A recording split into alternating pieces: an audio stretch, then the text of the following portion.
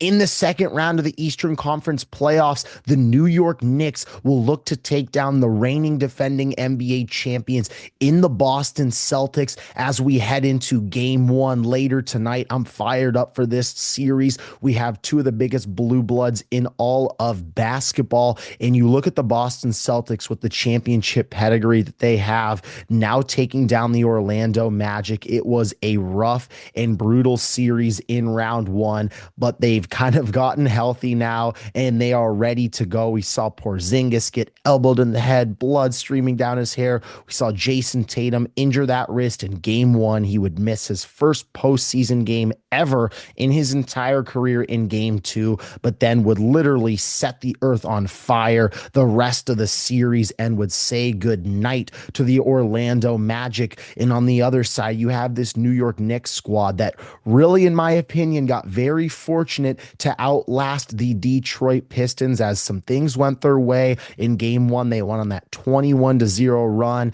in Madison Square Garden to pull that one out. And then they had that lucky no call against Tim Hardaway Jr. But here they are. Jalen Brunson rose up in the biggest moment with the crowd against him in Detroit, knocks down that game winner. And now we have this matchup in the Eastern Conference. And I'm really excited for this matchup. On one hand, you have the New York Knicks, a team that made a ton of moves this offseason to try and contend and shrink the gap with the Boston Celtics, the team that won the championship last year. And the mentality for all of these Eastern Conference teams, like the 76ers and like the New York Knicks, was we have to gear up to try and take down the Celtics. And now the Knicks are going to have their opportunity. They traded Julius Randle and Dante DiVincenzo to get a true five-man in Karl Anthony Towns who could stretch the floor, who could be that stretch big for them. And they also went out and traded for Mikal Bridges, traded a boatload of picks for him.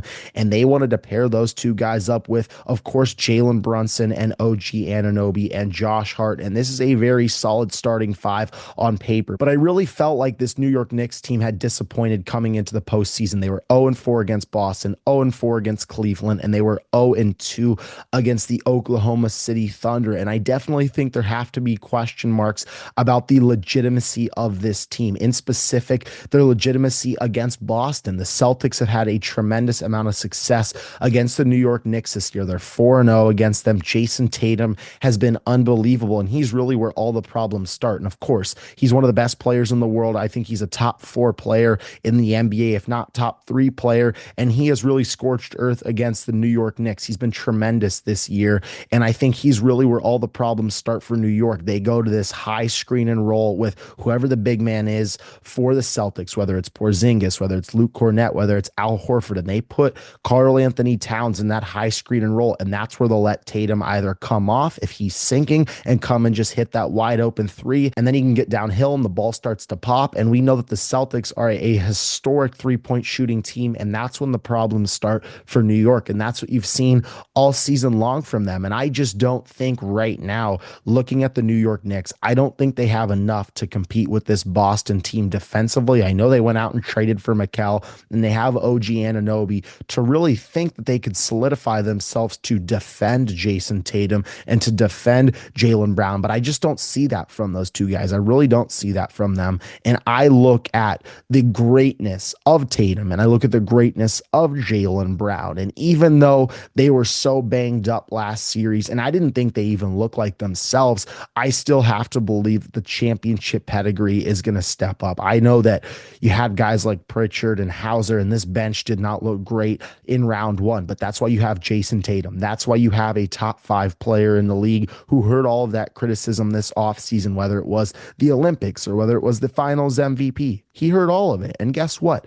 Great teams can win in a multitude of ways. Boston can win on the defensive side of the ball. Boston can win by shooting a three-point barrage. They can win by getting in the paint and beating you with Porzingis and Tatum and Brown. And really, it goes to show you how versatile this team is. And when you're a great championship level squad, you can win in a multitude of ways. And that's what you truly see from the Boston Celtics. And that's why I ultimately don't think that the Knicks can get this one done here. I think the Boston has way too many weapons. I think they have way too many guys that can simply just exploit New York York. And I think that this has just really been a disappointing season for the Knicks. I did not think they deserved to beat Detroit. I thought Detroit played excellent basketball. And if it weren't for, that game one late run and then the missed call in game four, I really don't think that New York deserved to win it. And they tried to shrink this gap with Boston. And I don't think they've done it.